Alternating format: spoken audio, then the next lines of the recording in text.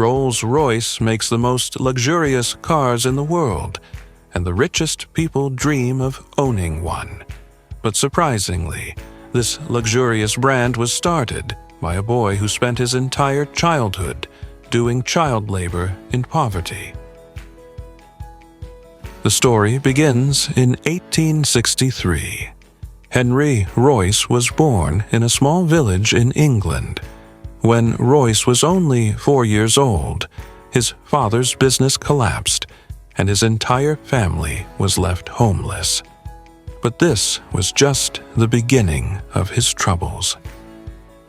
At the age of 9, Royce lost his father forever. His mother had to work as a maid, and Royce started delivering newspapers to support his family. Until this point, Royce's future was filled with darkness. However, at the age of 14, a turning point came in his life. One of his aunts saw potential in him and helped him join the Great Northern Railway Company as an apprentice.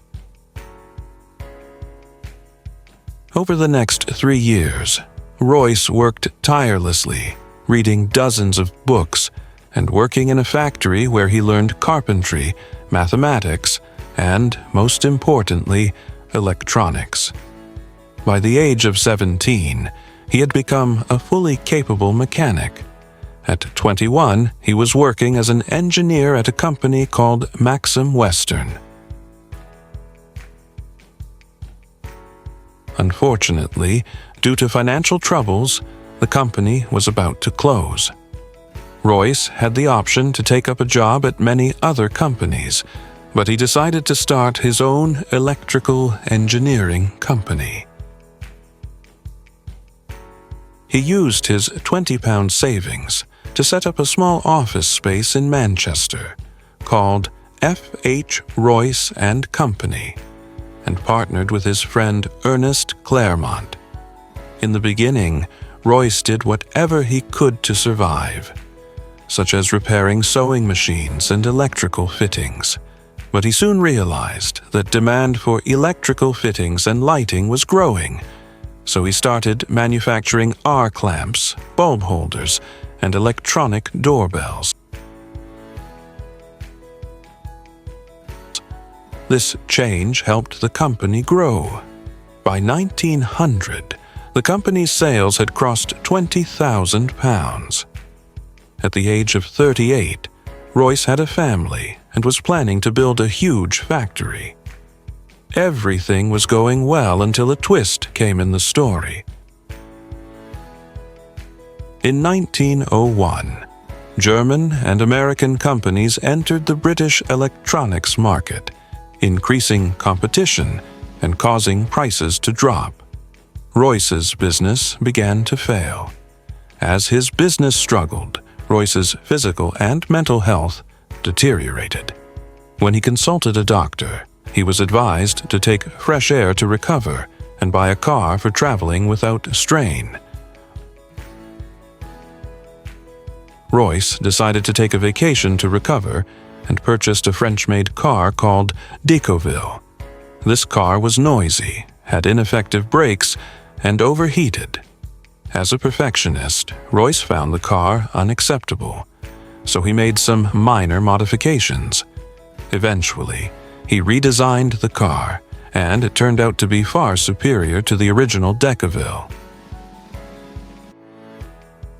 This gave Royce the confidence to start building his own cars and even think about starting a car business. He assembled a team and started designing a new car. They sent it to a workshop for casting, and eventually, Royce's 10-horsepower, 2-cylinder car began to take shape.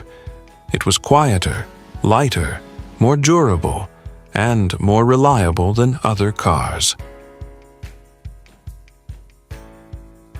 On April 1st, 1904, the car was tested on the road, and it successfully covered a distance of 50 kilometers without any problems. Royce made 2 more cars of the same model, testing and improving them until they were world-class. However, They lacked the capability to deliver these cars to the world, and this is where the second hero of the story, Charles Rolls, enters. Royce was presenting his cars at an exhibition when Rolls, a passionate motorist, spotted them. Rolls was already running a successful business selling superior quality cars and was looking for a luxury British car maker. He met Royce, saw the cars up close, and was impressed. He told his business partner that he had found the greatest engineer in the world. Charles Rolls and Henry Royce agreed to form a partnership to sell these cars. They named the car brand Rolls Royce. In March 1906, Rolls Royce Limited was officially established, with models like the 10, 15, 20, and 30 horsepower cars to be supplied.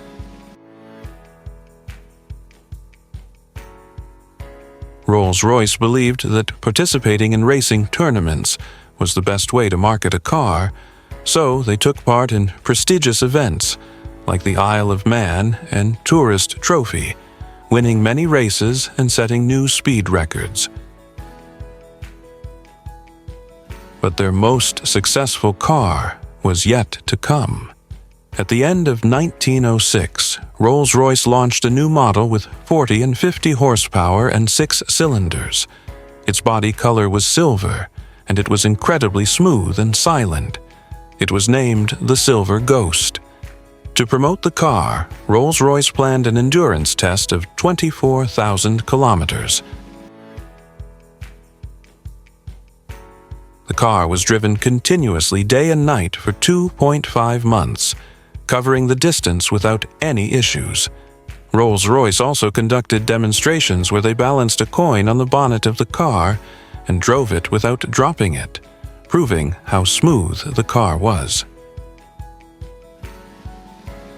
These strategies helped the Silver Ghost become immensely popular, making it the car of choice for kings, queens, and industry leaders. The partnership between Rolls and Royce proved to be a brilliant decision, leading to success from all sides.